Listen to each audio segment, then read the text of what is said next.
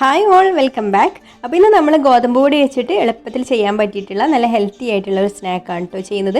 Breakfast ആയിട്ടും സ്നാക്കായിട്ടൊക്കെ കഴിക്കാൻ പറ്റുന്നതാണിത്. അപ്പോൾ നമുക്കിത് എങ്ങനെയാണ് തയ്യാറാക്കുക എന്നുള്ളതൊന്ന് നോക്കാം. അപ്പോൾ ആദ്യം നമുക്ക് ശർക്കര ഒന്ന് മെൽറ്റ് ചെയ്തെടുക്കാം. അപ്പോൾ ഞാനിവിടെ ഇതുപോലെ ഒരു 2 അച്ച് ശർക്കരയാണ് കേട്ടോ എടുത്തിട്ടുള്ളത്. അതിലേക്ക് ഒരു 1/2 കപ്പ് വെള്ളവും കൂടെ ഒഴിച്ചു കൊടുത്തിട്ട് ഇതൊന്ന് നന്നായിട്ട് ഉരുക്കിയെടുക്കാം. ഇപ്പോൾ ഇതാ ശർക്കര ഇവിടെ ഉരുകി വന്നിട്ടുണ്ട്. ഇനി നമുക്കിതൊന്ന് അരിച്ചിട്ട് ചൂടാറാൻ വേണ്ടിയിട്ട് മാറ്റി വെക്കാം. ഇനി ഞാനിവിടെ 1 കപ്പ് ഗോതമ്പ് പൊടി എടുത്തിട്ടുണ്ട്. അത് നമുക്ക് ഈ ഒരു ബൗളിലേക്ക് ഇട്ട് കൊടുക്കാം. ഇതിലേക്ക് 1 ടീസ്പൂണ് ബേക്കിംഗ് പൗഡർ ചേർത്ത് കൊടുക്കാം. അപ്പോൾ ബേക്കിംഗ് സോഡയാണെങ്കിൽ 1/2 ടീസ്പൂൺ ചേർത്ത് കൊടുത്താൽ മതി കേട്ടോ. ഇനി നമുക്കിതിലേക്ക് ഒരല്പം ഉപ്പും കൂടെ ചേർത്ത് കൊടുത്തിട്ട് ഇതൊന്ന് നന്നായിട്ട് മിക്സ് ചെയ്ത് കൊടുക്കണം. ഇതുപോലെ സ്പൂൺ വെച്ചിട്ടോ അല്ലെങ്കിൽ വിസ്ക് വെച്ചിട്ടൊക്കെ നന്നായിട്ട് തന്നെ മിക്സ് ചെയ്തെടുക്കാം. ബേക്കിംഗ് പൗഡറൊക്കെ എല്ലാ ഭാഗത്തും ഒന്ന് എത്തിക്കിട്ടാൻ വേണ്ടിയിട്ടാണ്. ഇനി നമുക്കിത് മാറ്റി വെക്കാം. ഇനി ഞാനിവിടെ 2 ചെറിയ നേന്ത്രപ്പഴം എടുത്തിട്ടുണ്ട്. അത് നമുക്ക് മിക്സിയുടെ ജാറിലേക്ക് ഇതുപോലെ ഒന്ന് മുറിച്ചിട്ടിട്ട് കൊടുക്കാം. വലിയ പഴമാണെങ്കിൽ 1 എടുത്താൽ മതി കേട്ടോ. ഞാനിപ്പോൾ ഇവിടെ ചെറിയ പഴം ആയതുകൊണ്ടാണ് 2 എടുത്തിട്ടുള്ളത്. ഇനി നമുക്കിതിലേക്ക് ചൂടാറിയിട്ടുള്ള ശർക്കരപ്പാനി ഒഴിച്ചു കൊടുക്കാം. പിന്നെ 2 ഏലക്കായുടെ കുരു ഒന്ന് ചതച്ചെടുത്തതും കൂടെ ഇട്ട് കൊടുക്കുന്നുണ്ട്. എന്നിട്ട് ഇത് അടച്ചു വെച്ചിട്ട് നന്നായിട്ട് ഇതൊന്ന് അരച്ചെടുക്കാം.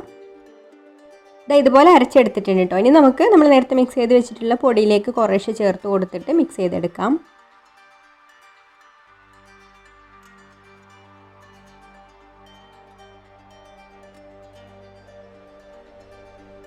ഇപ്പോൾ നമ്മൾ അടിച്ചെടുത്തിട്ടുള്ളത് മുഴുവനും ഇതിലേക്ക് ചേർത്ത് കൊടുത്തിട്ടുണ്ട് കേട്ടോ. ഇപ്പോൾ നമ്മുടെ മാവ് ടൈറ്റ് ആയിട്ടാണ് ഇരിക്കുന്നത്. ഇനി നമുക്കിതിലേക്ക് കുറേശ്ശെ പാലും കൂടെ ചേർത്ത് കൊടുത്തിട്ട് മിക്സ് ചെയ്തെടുക്കാം. അപ്പോൾ ഞാനിവിടെ ഒരു 1/2 കപ്പ് പാലാണ് കേട്ടോ ഇതിലേക്ക് എടുക്കുന്നത്. അത് കുറേശ്ശെ ആയിട്ട് ചേർത്ത് കൊടുത്തിട്ട് മിക്സ് ചെയ്തെടുക്കാം.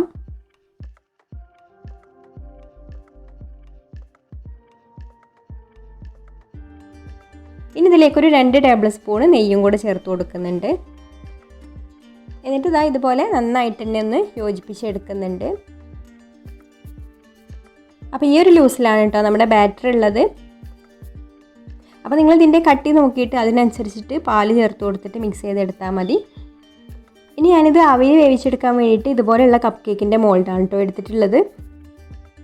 അല്ലെങ്കിൽ നമ്മൾ ഇഡ്ഡലി തട്ടിൽ തന്നെ ഇത് ആവി കയറ്റിയെടുത്താലും മതി. അപ്പോൾ ഇഡ്ഡലി തട്ടിൽ കുറച്ച് കുഴിയിലൊന്ന് ഓയിലാക്കി കൊടുക്കണം കേട്ടോ. ഓയിലോ നെയ്യോ എന്തെങ്കിലും ഒന്ന് ആക്കി കൊടുത്തതിന് ശേഷം മാവ് ഒഴിച്ചു കൊടുക്കാം. ഇനി നമുക്ക് ഈ കപ്പിലേക്ക് മാവ് ഒഴിച്ചു കൊടുക്കാം. അപ്പോൾ മാവ് ഒരുപാട് ഒഴിച്ചു കൊടുക്കരുത് കേട്ടോ. നമ്മൾ ഇഡ്ഡലി പാത്രത്തിൻ്റെ ആ ഒരു കുഴിയിലൊക്കെ ഒഴിച്ചു കൊടുക്കുന്നത് തന്നെ ഒഴിച്ചു കൊടുത്താൽ മതി. പിന്നെ അതൊന്ന് പൊങ്ങി വരും. പിന്നെ കൂടുതൽ ഒഴിച്ചു കഴിഞ്ഞാൽ പിന്നെ വെന്ത് കിട്ടാനും കുറേ സമയം വരും കേട്ടോ. അപ്പോൾ കൂടുതൽ ഒഴിച്ചു കൊടുക്കാതിരിക്കുകയാണ് നല്ലത്. ഇനി ഞാനിതിൻ്റെ മുകളിൽ ഓരോ കാഷ്യൂ കൂടെ വെച്ച് കൊടുക്കുന്നുണ്ട്. അപ്പോൾ അത് വേവിച്ചെടുക്കാൻ വേണ്ടിയിട്ട് ഞാനിവിടെ സ്റ്റീമറിൽ വെച്ച് കൊടുത്തിട്ടുണ്ട് കേട്ടോ. ഇനി നമുക്കിത് അടച്ച് വെച്ചിട്ട് വേവിച്ചെടുക്കാം. ഒരു 15-20 മിനിറ്റ് വരെ കുക്ക് ചെയ്തെടുക്കേണ്ടി വരും. പിന്നെ വെന്ത് കഴിയുമ്പോൾ അതിൻ്റെ മുകൾ ഭാഗം ചെറുതായിട്ടൊന്ന് പൊട്ടി വരും കേട്ടോ. അപ്പോൾ അതെല്ലാം ഇവിടെ വെന്ത് വന്നിട്ടുണ്ട്. വെന്തൊന്ന് ആവി പോയതിന് ശേഷമാണ് കേട്ടോ ഇപ്പോൾ ഞാനിത് എടുക്കുന്നത്. നമുക്കിത് ചൂടാറാൻ വേണ്ടിയിട്ട് മാറ്റി വെക്കാം.